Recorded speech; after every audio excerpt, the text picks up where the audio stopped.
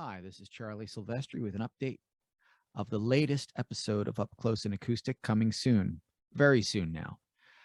Um, it features Robin Armstrong from the progressive rock outfit Cosmograf. We also talk about a lot of different things. And this was such a labor of love for me because the conversation was so wide ranging. And ordinarily, I do a lot of editing in this show and for this show.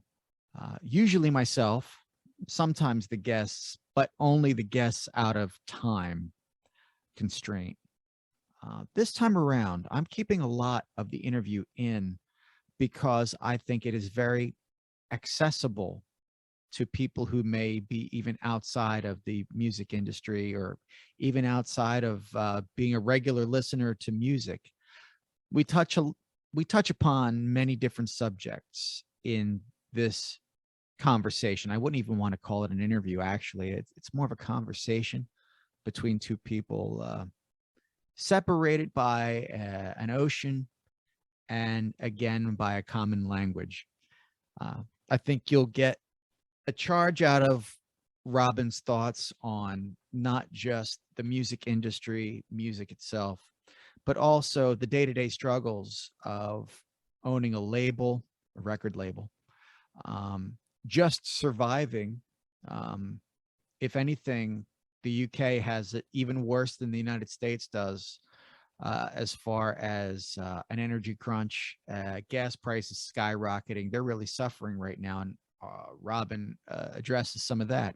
Now, as off topic as that might sound to listeners of Up Close and Acoustic, I want to reiterate, I think it's important that the commonality that we all share with those the mundanity, is that a name, is that a word, the mundanity of day-to-day life, I think that will give you insight into Robin's character and the way he writes songs, the way he produces his songs, and I think his philosophy of living and life. Also, I thought since he is a label head and owns Gravity Dream Records, which has quite a number of bands now on the roster of Gravity Dream. You can check it out at gravitydream.co.uk. I included music by several of the bands and performers on his label, along with a lot of Cosmograf music. So I just wanted to let you know that you'll be hearing not just from Cosmograf, who has a new album out, Heroic Materials, but also from Deck Burke, um, from his Life in Two Dimensions album. It's a great album. And I included a song from that, the title track, in fact, from that.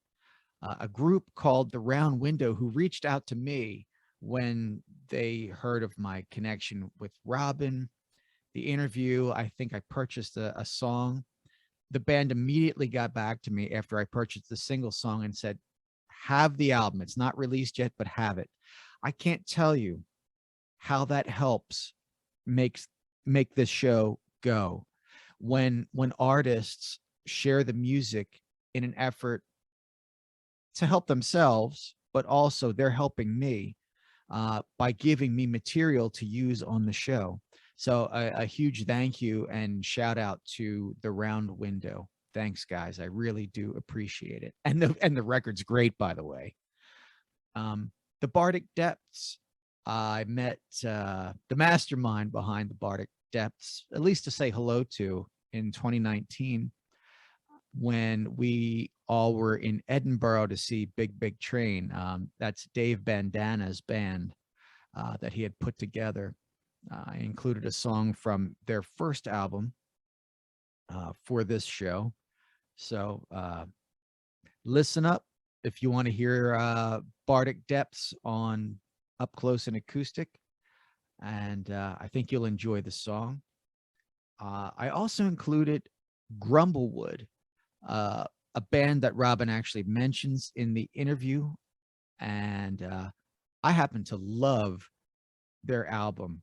It's entitled Stories of Strangers. Want to get that right. You should seek that out. Um, I've got a song from them on in this interview. Highly recommend the album. Also, I have a second song from the Round Window because I think um, their album is also incredibly good.